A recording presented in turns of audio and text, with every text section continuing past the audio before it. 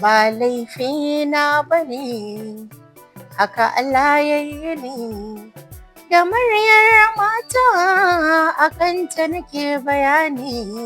Mutane a kullum muna ganin ƙalubale da su, musamman ta murya na. Wasu suna fahimta baiwa ce, wasu kuma ba sa fahimta, tunani suke ƙirƙira ne.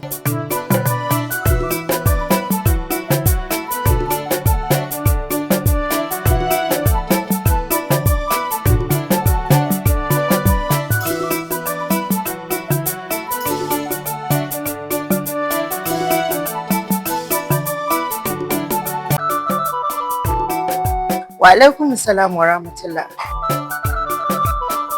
Sunana Muhammad Abubakar, wanda aka sani na da Abban waƙa sautin murya. To takaitaccen tarihi na shine ni haifaffen Kaduna ne, kuma na yi karatuna a Kaduna, kuma a cikin jihar Kaduna na tsinci kaina ta cikin sana'a ta harkar waƙa.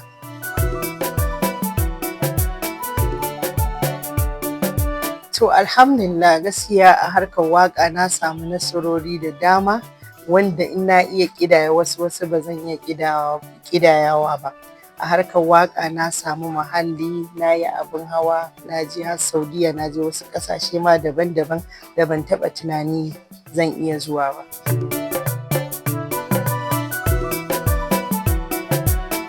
To alhamdulillah, dama ka san ita rayuwa kamar yadda akwai fari akwai baki, akwai ƙalubale akwai nasara.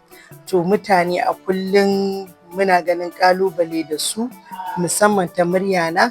Wasu suna fahimta baiwa ce, wasu kuma ba sa fahimta, tunani suke ƙirƙira ne.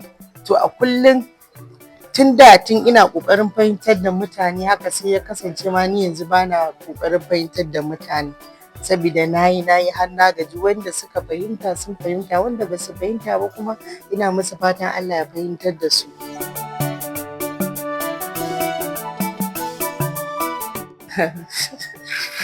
Gaskiya bana da aure tukunna.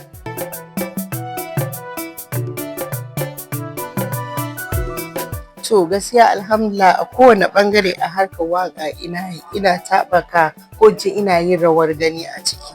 Tunda kama daga waƙar siyasa, aure, waƙar soyayya, waƙar duk dai waƙa da ta shafi waƙa, in dai ta Hausa ce, kai har da wasu yaruka, in dai waƙa ce ta shafe ni, ina yi.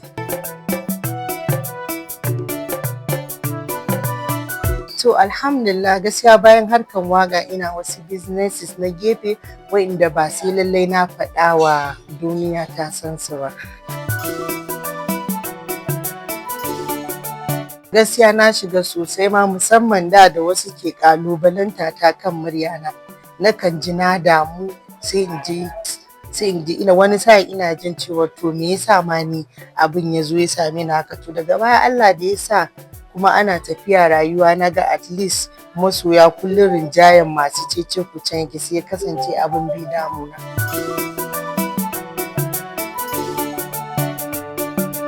To gaskiya aƙalla na yi shekara ta kai 10 zuwa 10 da wani abu a cikin harkar waƙa.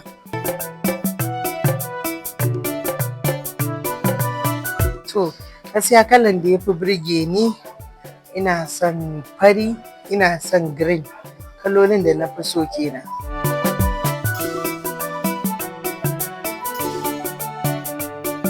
To gaskiya dai duk wanda ka ga da ina mu'amala da shi amini na ne, kuma ina ƙaunarsa gaskiya.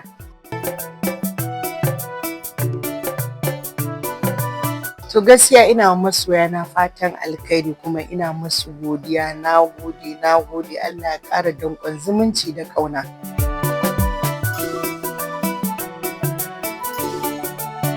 To za a iya tuntuɓa na ta namban waya ko kuma shafin kafafen sada zumunta, ma'ana platforms, ko through Facebook, TikTok da su Instagram, duka ka neme ni za ka same ni ta.